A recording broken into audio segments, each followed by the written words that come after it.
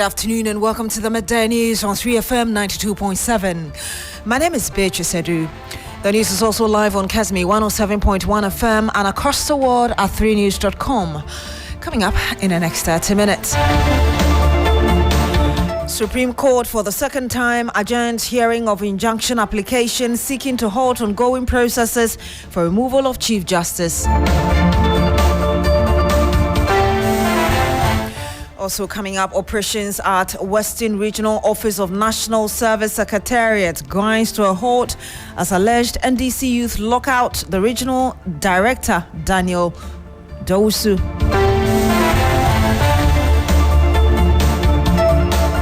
And much later on the program, government launches ambitious 1 million coders program aimed at equipping Ghanaian youth with digital skills.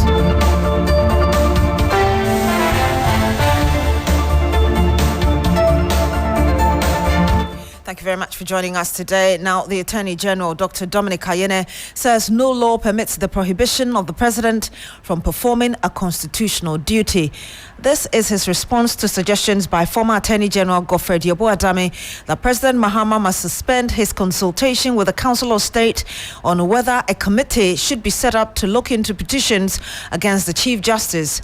3 petitions are currently with the President and the Council of State, all seeking the removal of the Chief Justice. Lord Edwasare is our man following this. He joins us live on the line. Lord will be joining us very shortly.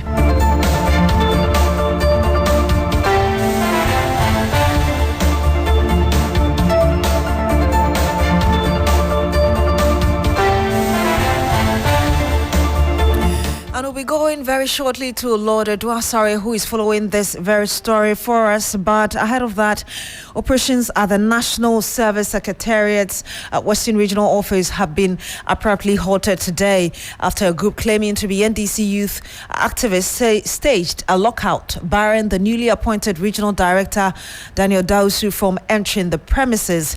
The protesters are demanding that the government replaces Mr. Dausu with a candidate from their own pre-submitted list. Police have since intervened and secured the area. Irama Smith is in the Western region. She joins us live on the line. Irama, just first of all, talk to us about the situation now. Right. So I'm currently at the premises of the National Service Secretariat here, the regional office in Second D, and the main door has been locked. When you come here, you see that overnight, when they are closing, they usually lock up with a padlock. But now there's an addition. There's a chain, a metallic chain, and then 2 big padlocks. Apart from that, red bands also tied up. And also there's police presence here. In fact, we are not allowed to go too close to the gate. There's a demarcation where you can reach. I've been moving around. I've seen some service personnel who have traveled from far and near to come and register. Some coming from Anomabo to Sekondi, some also coming from as far as Asankagwa, and they are stranded here. Some with their babies. I've seen a pregnant woman here who you can see that she's really struggling because she traveled from Dawn over here to come and register, but she's out. I've also seen workers here, some of the national service personnel, the workers who work at the place here also loitering around because they are unable to enter their premises. And then I've seen some of the NDC youth activists also hanging around. They have the key, obviously, so they are also hanging around. I'm sure they are waiting to see whatever will happen. So basically, work has not resumed yet. But are you able to tell us, beyond what you said, what is really accounting for this action? So we understand that the youth, in fact, off record, they are telling us that when NDC took over, they were asked to take over the offices. So they sent a list of prospective directors to their leadership, expecting that at least one of them will be given the position, only for them to realize that the position has been given to some other person who is coming outside from the region. That is Daniel Dausu. We understand that he was in Upper East before he was transferred here. But I've been speaking to him too, and he tells us that he's a public servant. He has worked with the National Service Secretariat for the past 26 years, initially starting from the head office in Accra, moving to the Central Region as the acting director, moving to the Upper West Region, and then Upper East before he was transferred here. So he just sees it as a transfer and not an appointment. But the youth activists here too are not ready to listen to that. They want their own to head the secretariat. Ram, I want you to hold on as we listen to this man you spoke to that you talk about, and then we'll come back to wrap up the conversation. Oh, Monday, when they left, I continued to work. Monday, they came again and tried to forcibly take us off the office. So the regional coordinating director called us, tried to resolve the issues. So yesterday I came to work, peacefully to work. And this morning when I came to work, they've locked the place. And this is the period we are doing teacher training registration. And we don't know what is happening. I'm a public servant. I've worked for over 26 years in the national service. I've risen through the ranks to this level. So I don't see why today somebody should come and say that I should. I don't know if they want to curtail my public service life. I'm confused. Director General is trying very hard to resolve this issue, and the Minister too is trying very hard to resolve the issue. We have a scheme of service that we rise through the ranks. So I'm surprised by this, and they are making precedents. I don't know what is happening. I've been treated by the Deputy National Regional Organizer, who doubles as the youth YUA coordinator. He said he cannot guarantee my security. Should I work here? He said it before the police. So as I'm working, I'm like a working corpse. If something should happen to me right now, he should be held responsible. I think he's called Hakim. We're supposed to start preparing for the pre-service on-campus orientation. We are supposed to start going to visiting our user agencies for them to request for service persons. A lot of work we are supposed to do. The management led by Felix Dinfi, the Director General, intend to embark on massive agriculture projects in line with the government Feed Ghana project. So today we are supposed to even visit after doing some works and signing some documents, we are supposed to visit our poultry farm at Onyamadrin. Yes, there are a lot of things. They say we should go and acquire some rice farm, and we are supposed to go and meet the chiefs there. Rama, before you go, tell us, we understand that the police have already come there, situation is under control, but can you paint a picture for us of how the current situation is looking like? Right, so as earlier indicated, the police are here. The service secretariat is actually on the second floor of a story building. When you climb up, I can count at least 3 police personnel here. And even as you enter, there are some police personnel also at the parking lot. In fact, they are scattered around. So they are really, really present here. So basically, that is it. You find the workers also sitting at another department. This is the regional administration. So you find the governmental agencies, their officers here. So they are sitting in in front of another office. And then you find the national service prospective national service personnel also, those who came to try to register. You find some of them also around. They are lingering around perhaps to see if there'll be an opportunity for them to register. And then some of the NDC youth activists also also in another corner. So that is the situation here. But the situation is very, very calm. Thank you very much, Rama Smith. She's my colleague in the Western region. I was telling you earlier about the Attorney General, Dr. Dominic Kayene, saying that no law permits the prohibition of the president from performing a constitutional duty. Well, that has to do with the petitions before the president for the removal of the Chief Justice. Lord Edwasare is our man in court. He joins us live on the line. Once again, Lord will be joining us very shortly.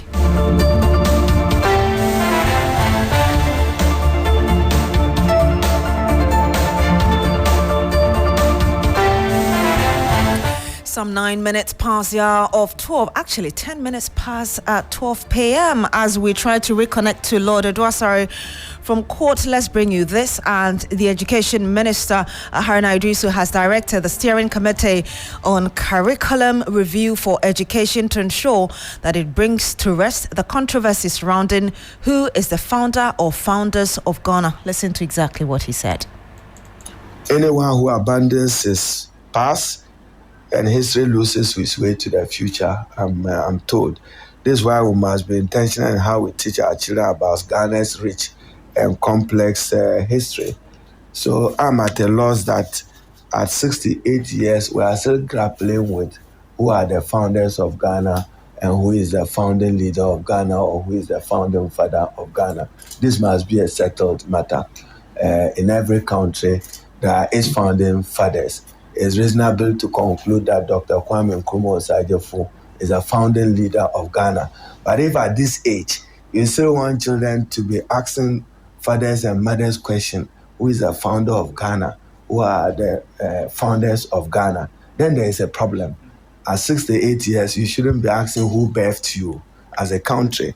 So I'm sure many of you growing up, including those who are even instigating this debate, were themselves students of history. I'm sure whether you have read Professor Bois or Professor Albert Aduboahin or Professor Baku or Professor Kokwel Doti or Professor Robert Adufin and others and other anthropological writers. So your review of curricula must end this matter so that children are not growing up. And those of you who are academics, we are not. I'm the politician this afternoon. I'm not sure any of you has a better literature that can go and substitute when you say self-government now and self-government in the possible future. If any of you has a better literature or narrative which is historical, you are free to share it with us. So, Education Minister Haruna Idrisu, now the government through the Ministry of Communications, Digital Technology and Innovation, is today launching the ambitious 1 Million Coders program. The initiative aims to equip 1 million Ghanaians, particularly students, professionals and individuals with a keen interest in technology with in-demand digital competencies. It is designed to open doors to meaningful employment, entrepreneurship and innovation by providing participants with structured learning pathway in high impact areas. Listen to a bit of what transpired. Today marks a defining moment in our national journey. We're not merely launching a program, but we're laying a foundation for a new economy. We're declaring with boldness and purpose that Ghana is ready to lead in the digital age. We're saying to our youth, to our communities, to the continent, and to the world that the future is here and will be part of shaping it. The 1 Million Coders program is not just a fulfilled campaign promise. It is a strategic pillar of our Reset Ghana agenda, designed to empower Ghanaians with digital skills critical for 21st century life and work. It is an intentional move towards building a knowledge-based, innovation-driven economy, one where our greatest resource, our people, are equipped to create solutions, generate jobs, and be able to compete globally. At the heart of this initiative is our belief in Ghanaian youth. We believe in your creativity, your resilience, and your boundless potential. This program is an investment in our youth, an investment in their future as coders, as analysts, as entrepreneurs, and as tech pioneers. When I asked for your mandate to serve once more as president, I made a promise that our national recovery will be people-centered, innovation-led, and future-focused. And that recovery begins by breaking down the barriers that hold us back, social, economic, and digital. Today, we begin breaking down those barriers. Over the next 4 years, the 1 Million Coders program will train 1 million Ghanaians in essential digital skills, from coding and cybersecurity to data analytics and networking. These are not just technical abilities, they are economic passports, pathways to decent jobs, entrepreneurship, and long-term social economic inclusion. And you heard there President John Mahama speaking at the launch of the 1 Million Coders program. Now, the Ghana Union of Traders Associations, GUTA, has criticized the Public Utilities Regulatory Commission over recent utility tariff hikes. The PRC, which recently announced a 14.75 increases in electricity and a 4.02% rise in water charges effective May 3, 2025, has already justified it. The commission, in citing economic and operational indicators, including exchange rate differentials and inflation projection, as the basis for the tariff hikes. But GUTA, in a statement, questioned PRC's justification. Let's speak to Joseph Paddy. He speaks for GUTA. Good afternoon to you, sir. Thank you for joining us. Good afternoon, Beatrice. Good afternoon to your viewers and your listeners. You said in a statement that the justification, as it were, from GUTA, you call it unconvincing and tone deaf. How do you mean by this? Yeah, exactly so. Because as part of the justification, they said one of the reasons was the production loss. And then when we talk of production loss, what are we talking about? You know, you go around the country and you see that pipe leakages are all over the place. You complain and nobody adheres to that. You go to places and people are doing over wiring, under wiring, and then we're losing to that. And we want the public to pay for your production loss. We say it's not justified.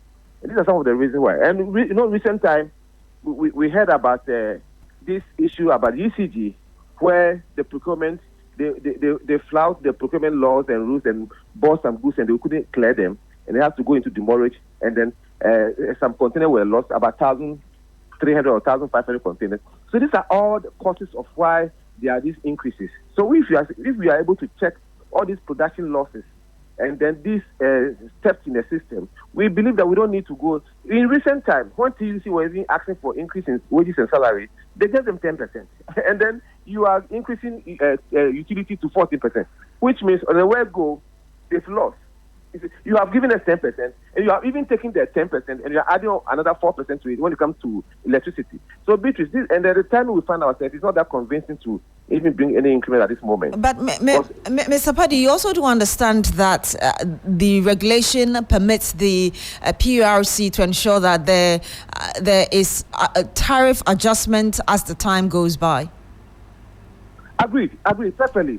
But as much as they have the authority, PRC has the authority and to regulate the activities of these utilities, we are also asking, what is PRC doing to make sure that these challenges we find ourselves in the system, the production loss that we find ourselves, what are they doing about it? When people are bypassing meters and are not paying the right tariffs, what are we doing about it? These are some of the areas we should be looking at. I believe that if we're able to hold these areas, we don't need any increment. The PRC don't need increment. When we are able to hold all these leakages in the system, there's so much leakages when it comes to ECG. Admitted that the PRC has to do its work, and it has to do its work, as you're saying. But you don't think that these leakages you talk about should be approached in a collective way? The police has to do its job, ensure that people are punished when they are reported. Individuals also have to know that they are doing the wrong thing, and then people who know those who are doing the wrong thing also must report. You don't think that it takes all of us to ensure the system works? It takes a collective responsibility, but it must start with the regulator. You are regulating. You don't always regulate only on tariffs. You don't regulate on charges. You must look to it that as much as you are asking us to pay more, what are you also doing? There must be a check and balances. So you don't push all the responsibility on the end user.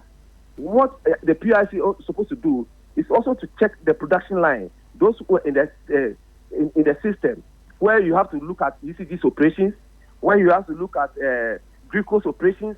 These are the areas you have to even check. Like if they are doing cost of production and there's so much production loss and you want to pass on to the consumer, I think is worrying. And these are some of the things we do. As much as it takes everybody's responsibility, it's a collective responsibility. As a citizen, I have to report any theft. As a citizen, I have to report leakages when it comes to even water waste. You know, there's so much leakage. You see a pipe that is best, you report to them, and for weeks, for days, for months, they've not come to work on it. And who is paying for that loss? Who is paying for that cost? These are some of these things we are complaining about, Beatrice. Mr. Paddy, thank you so much for speaking to us. grateful. Joseph Paddy there, he speaks for Guta. Now, damages caused to properties during the violent clashes between students of the Sokode Senior High Technical School and youth of Sokode Bogame in the whole municipality have been is estimated to amount to some 175,000 cedis. That's coming from excerpts of a committee report. The 42-page report, which has since been submitted to the Volta Regional Minister for Action, has also made several other revelations and recommendations. Faisal Abdul Idriso is our correspondent in the Volta region. He joins us live on the line. Faisal, just tell us more about the findings made by the committee in its report. Well, so on that 23rd February 2025, the riot involving the students and the youth, the committee is saying was actually fueled by a misunderstanding between two students over a mobile phone.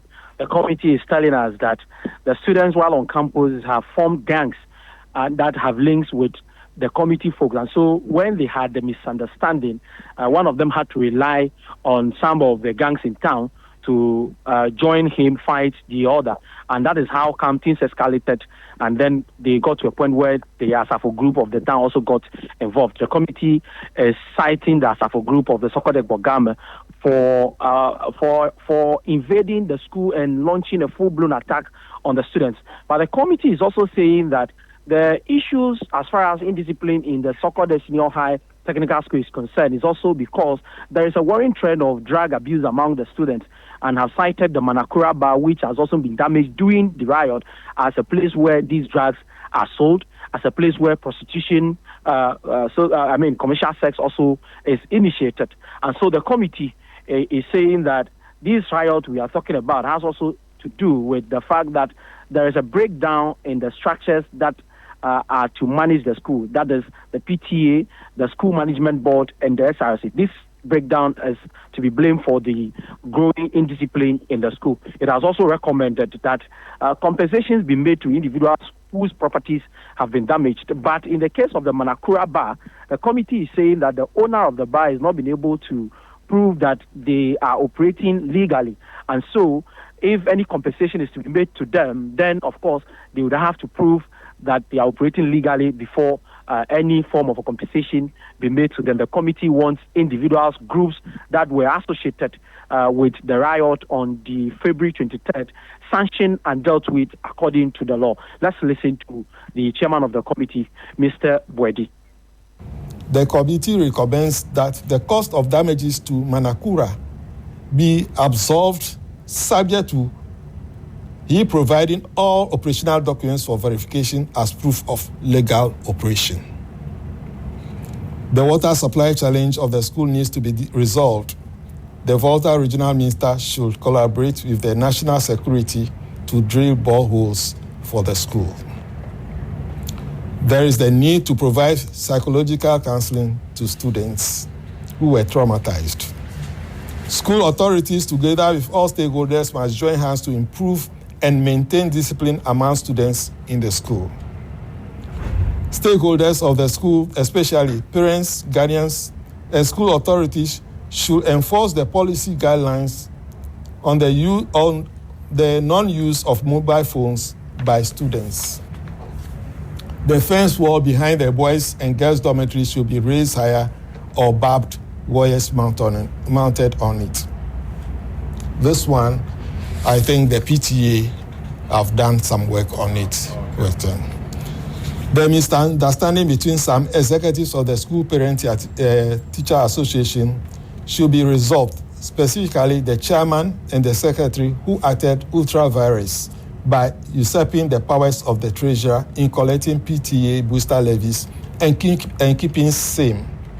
Consequently, PTA have been tasked by the committee to lodge all collections in the PTA accounts and reconciliation done between the parties. Now, a former senior United Nations advisor and Deputy Minister for Foreign Affairs, Emmanuel Bombande, has raised red flags over political interference in the fight against drug trafficking. The call follows comes in the wake of what has become known as suspicious flight saga linked to Member of Parliament for Asin South, Reverend Intim Fojo. Wading into the controversy, former United Nations Senior Advisor on Mediation, Emmanuel Bombande, said that the Member of Parliament politicized his oversight responsibilities, and he spoke to me earlier on Agenda on TV3 last night. Member of Parliament you referred to, regardless of any response that came from anywhere, he insisted. It's like, I'm not hearing anybody. You can say whatever you want to say, I'm not hearing anybody. Then he flips it around. It is your business to tell me whether or not. People think when a plane is flying, it is just the plane flying. Any communication amongst the plane and the airport is going to, others are listening. Communication between pilots, people are listening. You cannot just fly in a country and engage in mischievous activities and get away with it as it was described. He did not even have any little expertise to even comment on the issue. And he made it so bad as a political issue. And that is, for me, totally unacceptable. And you heard the former senior United Nations officer and former Deputy Foreign Affairs Minister Emmanuel Bombande. For his part, former Executive Secretary of Narcotics Control Commission Akwesi Sapon called for a long-term approach to the anti-drug trafficking issue in Ghana. My view is that we need to reevaluate the metrics we use for gauging anti-crime success. It is not so much about how many arrests we make, or the quantity of drugs. We also need to move our emphasis to long-term strategies rather than short-term solutions. We busted this here. 6 months later, we bust this. Is there any interconnectivity? Are the drugs that are being busted, are they connected to arms trade? I believe this information, if it gets to the presidency, you know, the National Security Advisor, National Security Coordinator, Minister for Interior, need to put together a team, bipartisan team, you know, just like we're talking, people who are well respected in the NPP and NDC, to re-evaluate these things, our approach, and look for long-term solutions. And you heard that Akwesi Sapon, his former NACOC boss. Let's try and see whether we can now establish we can touch base with Lord Edwasare, who's our court affairs correspondent. Lord, the issue about the removal of the Chief Justice, just tell us more about the latest. Right, so basically the case was adjourned because now essentially when the case was called, rather than 5 panel of justices, 4 of them came to sit and was chaired by Justice Professor Henrietta Fairbones. Now she indicated that due to an unavoidable reason, the hearing of the injunction suit cannot come on, and that was why the case was adjourned to May 6th. What more can you tell us, Lord, as regards what we should expect from today? Well, we asked the Attorney General, Dr. Dominic Aine, about assertions made by his predecessor, who is the lawyer for the first plaintiff, Vincent Assefa, Godfred Yabadame. He asserted that because of the injunction suit at the Apex Court, the processes for the consultation with the Council of State that the President is undergoing should come to a halt. And he cited that the law prohibits any public official to go ahead with whatever processes where there's a suit at the injunction suit at the court. But explaining, Dr. Dominic Aine indicated that no law prohibits a public officer, and in this instance, the President, from performing his constitutional duties until the consultation with the Council of State should continue as has been these past few days. So we expected to come back on May 6th for the hearing of the injunction, and then the case will proceed from there. Thank you very much, Lord Edwasare. Thank you very much for joining us this afternoon. Log on to shrinews.com for more news. My name is Beatrice Adu. Coming up shortly is Business Daily with Michael Ogbodu.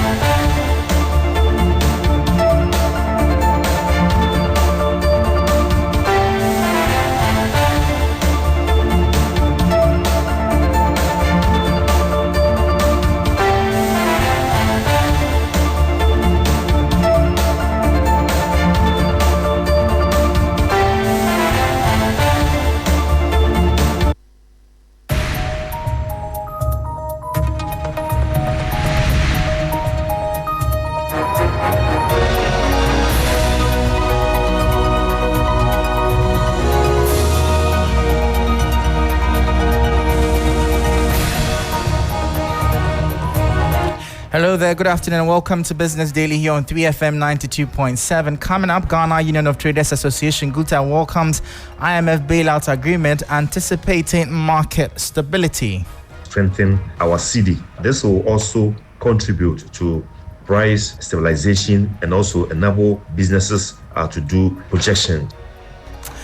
And mining and quarrying inflation soars above March 2025 producer price inflation of 24.4%. Plus, Ghana Chamber of Mines raises concerns over government's refusal to renew lease application by Goldfields for its Damang mines. I am Michael Obodu. Details of these and many other stories coming up shortly. Please don't go anywhere.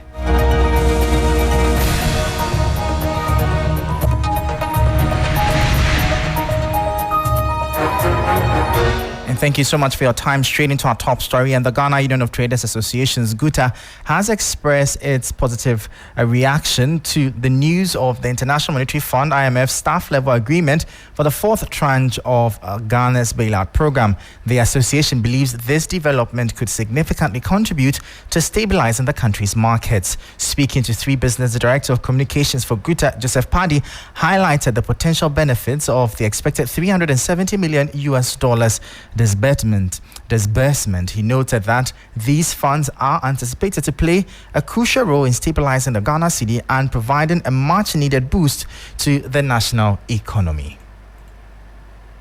On the issue of the IMF bailout, I think it's a welcome news that they have secured a staff-level agreement with the IMF for the release of $370 million. I think it will support the economy and also continue to strengthen our cedi. This will also contribute to price stabilization and also enable businesses to do projection. So I think it's a welcome news, and the business community is happy for that.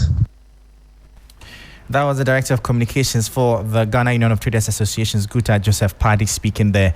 President of the Ghana Association of Banks, John Ewa, has emphasized the importance of financial literacy for individuals and businesses, enabling them to navigate economic issues effectively. Speaking at the 3rd edition of the National Financial Awareness and Literacy Conference themed Building Wealth, Changing Lives, Strengthening Communities Through Personal and Financial Education, he urged policymakers to communicate national economic policies in clear, simple language to ensure public understanding.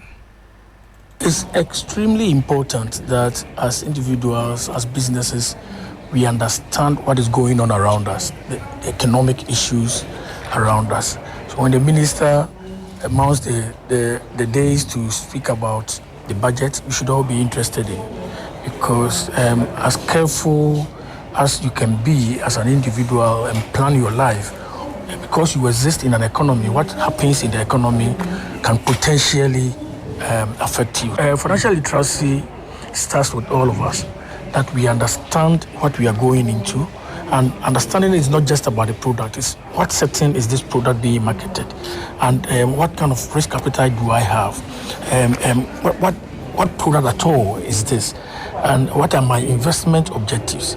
You need to ask yourself these little questions before you go into any kind of investment arrangement.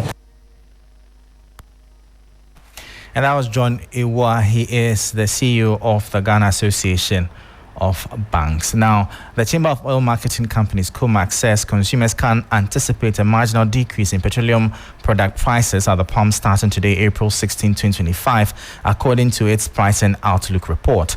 The report projects a 1.5% reduction in the price of petrol, bringing the price per litre to approximately 14 cedis 88 pesos averagely on the market. Diesel is also expected to see a 0.3% decrease, selling at around 15 cedis 50 pesos per litre. Similarly, the price of LPG is projected to fall by 0.3%, with a kilogram anticipated to cost 17 cedis 45 pesos. Now, the latest inflation figures for March 2025 reveal a stark contrast across different sectors of the Ghanaian economy. Data released by the Ghana Statistical Service indicates that the mining and quarrying sector experienced a significant inflation rate of 35.4%, substantially higher than the March producer price inflation of 24.4%. This report has the details. The mining and quarry recorded producer price inflation of 35.4%, above the national average of 24.4%. This surge in inflation within the mining and quarry industry raises concern about potential impacts on related sectors, including construction and manufacturing, which rely heavily on raw materials extracted through these activities. Analysts suggest that factors such as rising global commodity prices, increased operational costs, and potential exchange rate fluctuations could be contributing to this elevated inflation rate. In stark contrast, the information and communication sector demonstrated remarkable price stability, recording the lowest inflation rate at just 4.1%. Accommodation and food service activities recorded producer inflation rate of 22.6%. This low rate suggests that the sector has been relatively insulated from the inflationary pressures affecting other parts of the economy. The increasing competition within the telecommunications and digital service space, coupled with technological advancements potentially driving down costs, could be contributing factors to this low inflation. And that was a 3 Business News Desk report. Now, Chairman of the Parliamentary Select Committee on Lands and Natural Resources, Alhaji Collins Dada, has called on Newmont Ahafo Mine to prioritize the development of communities impacted by the new mine. During a committee visit to the Newmont Ahafo mines, he emphasized the need for economic development in these areas, warning that they should not suffer the same fate as Takwa and Obuasi. Newmont Ghana has begun operations at its new mine Ahafo North, adding to its sites in the country. The committee members have very high expectations of this mine, and that high expectation is that some of the members have traveled to Johannesburg. They know how Johannesburg looks like. Some of them have had the benefit of visiting Denver, which is a mining city. They have seen how Denver looks like. They have seen how Johannesburg looks like. The expectation of this committee is that before you are 20 years into your life, let's see a drastic change of the face of the communities in this area. We don't want Ahafo North to look like Obuasi. We don't want Ahafo North to be treated like Takwa.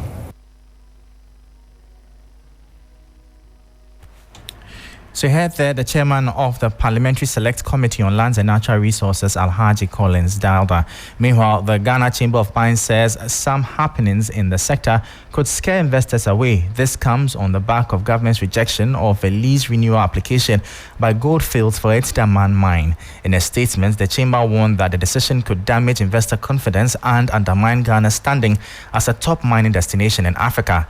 It urged the government and stakeholders to engage in dialogue, stressing the importance of transparency of a transparent regulatory environment for sustaining mining investment. The Daman mine, located in Ghana's western region, is a key gold-producing asset and part of an industry that contributed about 50% of the country's total export earnings in 2025. Now, the Ministry of Energy and Green Transition says the country remains open for business in the oil and gas sector as it seeks to attract new investments into its onshore and offshore basins. This comes amid the exit of some oil companies from Ghana's upstream petroleum sector in recent years. Once seen as a prime destination for petroleum exploration, Ghana is facing mounting challenges. These include declining crude oil production, stalled exploration activity, and the lack of new signed agreements since 2017. Despite this, the Energy Ministry is optimistic. At an investor briefing hosted by the African Energy Chamber, officials emphasized Ghana's continued potential and commitment to creating an investor-friendly environment. To the investors gathered here and beyond, Ghana is open for business. There are vast unlicensed acreages in Ghana's offshore and onshore sedimentary basin available for licensing through direct negotiations. Opportunities also exist for data acquisition in the sedimentary basin to complement existing data sources. The ministry also reiterated efforts to put in place critical infrastructure for the successful rollout of the long-anticipated petroleum hub while giving investors tax incentives.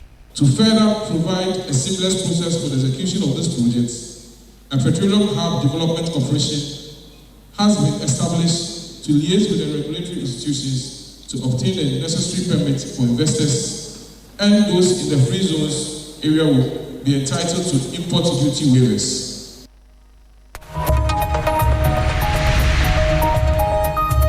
So you heard there Richard Jan Mensah. He is the Deputy Minister of Energy and Green Transition, bringing an end to Business Daily here on 3FM 92.7.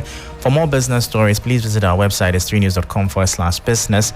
I am Michael Obodu. Thank you for listening. As always, please stay safe. Up next is Urban Blend with Black Rasta. Stay tuned.